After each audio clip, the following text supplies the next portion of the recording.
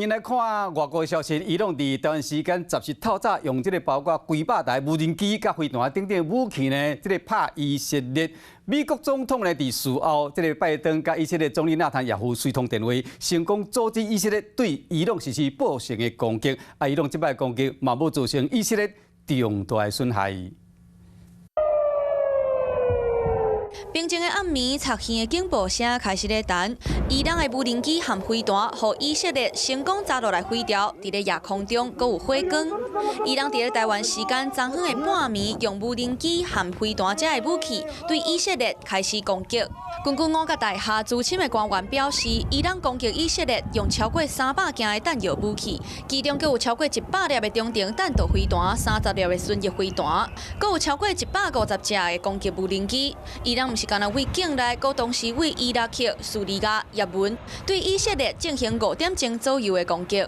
פעולת ההכנה המתמשכת שעשינו יחד עם שותפינו האמריקאים הביאה לתוצאות מרשימות ביותר. 伊朗即届对以色列的攻击无对以色列造成重大伤害。以色列时报用官方的讲法指出，伫咧伊朗攻击的期间，美国、英国、法国甲约旦捌做伙协助以色列。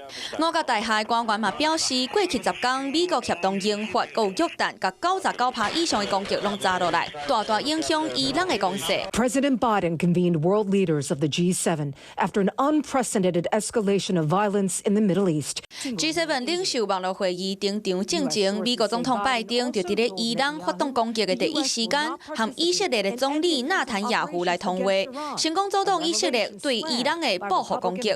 不过，以色列表示，因原来会保持警戒，随时应对可能发生的攻击。Hello， 我是庄宇杰。想要抢先掌握最及时的新闻资讯吗？赶快订阅、按赞、开启小铃铛，锁定华视新闻 YouTube 频道。